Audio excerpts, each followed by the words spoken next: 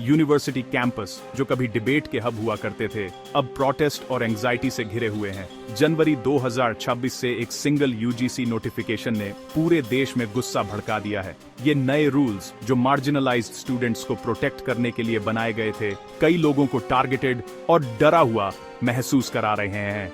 इस गुस्से की जड़ में एक क्लॉज है जो बर्डन ऑफ प्रूफ को एक्यूज्ड पर डाल देता है। स्टूडेंट्स और प्रोफेसर्स को अब अपनी इनोसेंस प्रूफ करनी होगी अगर उन पर डिस्क्रिमिनेशन का एलिगेशन लगता है।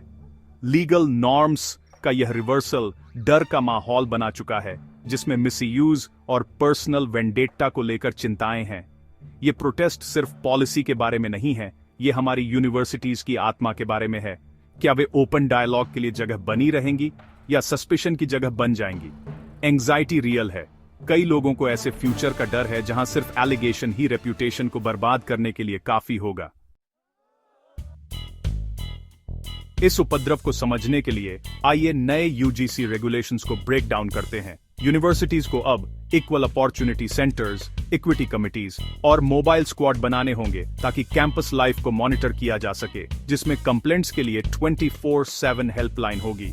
हर इंस्टीट्यूशन का हेड इन मेजर्स को एनफोर्स करने के लिए पर्सनली अकाउंटेबल होगा। रूल्स स्ट्रिक्ट हैं। नॉन कंप्लायंस का मतलब फंडिंग का लॉस या डिग्री अवॉर्ड करने का राइट भी हो सकता है। रेगुलेशंस डिस्क्रिमिनेशन की डेफिनेशन को एक्सपैंड करते हैं, जिसमें कास्ट, रिलीजन, जेंडर, डिसेबिलिटी और प्लेस ऑफ बर्थ शामिल हैं, जबकि इरादा डिस्क्रिमिनेशन को एलिमिनेट करना है। क्रिटिक्स का तर्क है कि असली मुद्दा यह है कि इन रूल्स को कैसे एनफोर्स किया जाता है, खासकर किसे प्रोटेक्ट किया जाता है और दूसरों के राइट्स के लिए किस कीमत पर। कंट्रोवर्सी इस बात पर केंद्रित है कि क्या ये मेजर्स इक्विटी बनाते हैं या बस एक्सक्लूजन के नए फॉर्म्स। जनरल कैटेगरी के स्टूडेंट्स अपोजिशन को लीड कर रहे हैं, उन्हें रिवर्स डिस्क्रिमिनेशन का डर है। रेगुलेशंस रिजर्व्ड कैटेगरीज पर प्रोटेक्शन फोकस करते हैं, जिससे दूसरों को अनप्रोटेक्टेड और वॉइसलेस महसूस होता है। इक्विटी कमिटीज में जनरल कैटेगरी का रिप्रेजेंटेशन नहीं है, जिससे इन्वेस्टिगेशंस में फेयरनेस को लेकर चिंताएं बढ़ रही हैं। झूठी कंप्लेंट्स के लिए कोई पेनल्टी नहीं है, जिससे मिसयूज और करियर एंडिंग एक्यूजेशंस का डर बढ़ता है। प्रोटेस्टर्स प्रोटेक्टिव लॉज के पास्ट मिसयूज की ओर इशारा करते हैं, चेतावनी देते हैं कि ये रूल्स सस्पिशन और डर का कैंपस कल्चर बना सकते हैं। नतीजा, नए लीगल शील्ड से बाहर रह गए लोगों में वल्नरेबिलिटी की बढ़ती भावना। सबसे controversial clause reverse burden of proof है। इनोसेंट एंटिल प्रूवन गिल्टी के बजाय एक्यूज्ड को अब यह प्रूफ करना होगा कि उन्होंने डिस्क्रिमिनेट नहीं किया। यह शिफ्ट क्रिमिनल लॉ में भी रेयर है, ने स्टूडेंट्स और लीगल एक्सपर्ट्स दोनों को अलार्म कर दिया है।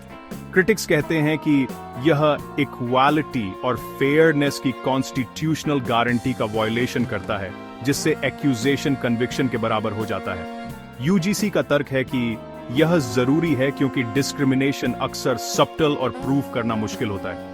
लेकिन कई लोगों के लिए ऐसा लगता है कि जस्टिस को प्रिजम्पशन ऑफ गिल्ट से बदला जा रहा है, जिसमें झूठे एलिगेशंस के खिलाफ बहुत कम प्रोटेक्शन है। डिबेट, क्या यह विक्टिम्स को एम्पावर करता है या बस नए विक्टिम्स बनाता है?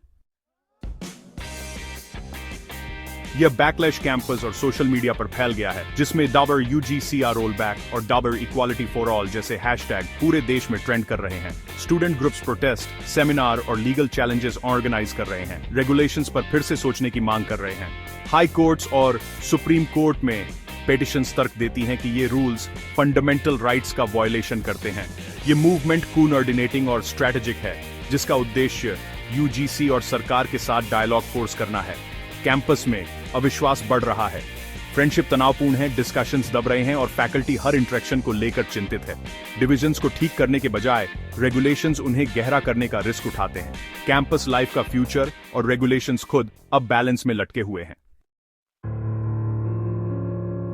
यूजीसी और सरकार इन रूल्स को वल्नरेबल स्टूडेंट्स को प्रोटेक्ट करने और सिस्टमिक फेलियर्स को ठीक करने के लिए एसेंशियल बताते हैं। वे तर्क देते हैं कि कुछ लोगों के लिए डिस्कम्फर्ट कई लोगों के लिए जस्टिस सुनिश्चित करने के लिए जस्टिफाइड है।